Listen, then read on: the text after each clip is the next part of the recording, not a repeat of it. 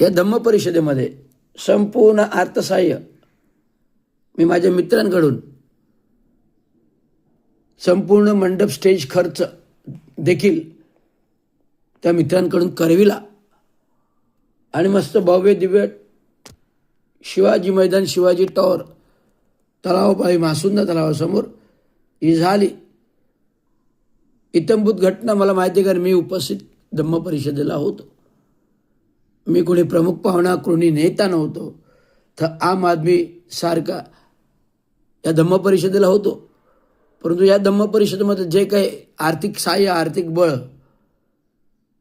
आणि पूर्ण धम्म परिषद जी काय आचरणात आणली ती या रवींद्र शिंदेमुळे. परंतु आज गडकरी रंगायतीमध्ये धम्म परिषद होताना आमच्यासारख्या माणसाला दुःख होतं की समाजाला डाळू लागला, समाजाला डाळू लागला आणि राजकीय नेत्यांना प्लॅटफॉर्म देऊ लागला.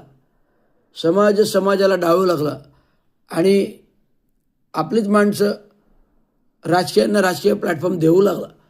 धम्म परिषद म्हणजे कुठला राजकीय प्लॅटफॉर्म नाही किंवा राजकीय नेत्यांचं गुणगान किंवा सत्कार करण्याचा प्लॅटफॉर्म नाही, तर हा बौद्ध विचारांच्या देवाणघेवाणीचा ठेवा आहे. तो मांडण्याचा, तो संकल्पित करण्याचा, तथागत गौतम बुद्धांच्या शांतीच्या मार्गानुसार, तथागत गौतम बुद्धांच्या शांतीच्या मार्गानुसार जी धम्म परिषद आपण त्यांना नाव दिलं आहे, त्या धम्म परिषदेच्या शब्दाला जागून आणि डॉक्टर बाबासाहेब आंबेडकर यांच्या तत्वाला शिका, संघटित वा संघर्ष करा, अन्यायाचा प्रतिकार करा, लाचारी पत्करू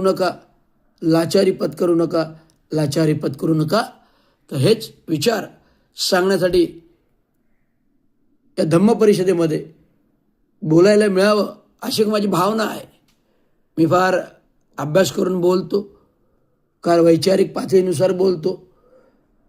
जिथे सामाजिक धम्म विचार सांगायचे तिथे धम्म विचार सांगणार आणि जिथे राजकीय बोलायचं आहे तिथे राजकीय बोलणार, जिथे तांत्रिक अभ्यासक म्हणून बोलायचे तिथे तांत्रिक बोलणार, असे माझे विचार प्रगल्भ आहेत.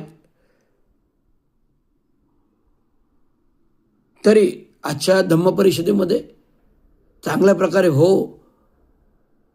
हे महाराष्ट्र म्युनिसिपल कर्मचारी युनियन, बौद्ध धम्मचक्र प्रवर्तन समिती, महाराष्ट्र ऑल इंडिया कामगार सेना युनियन, महाराष्ट्र अभियंता असोसिएशन युनियन, स्टेम प्राधिकरण युनियन, महाराष्ट्र एस टी महामंडळ कर्मचारी युनियन, महाराष्ट्र पोलीस कर्मचारी युनियन वतीने आणि संपूर्ण परिवर्तन कामगार सेना नाशिक, संपूर्ण संघटनात्मक पातळीवरती आजच्या धम्म परिषदेचं मी स्वागत करतो.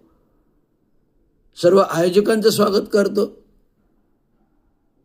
सर्व माझ्या धम्म बांधवांचं स्वागत करतो आणि सर्व माझ्या भंतेजींचं स्वागत करतो. एवढं सांगतो. धन्यवाद. जय महाराष्ट्र.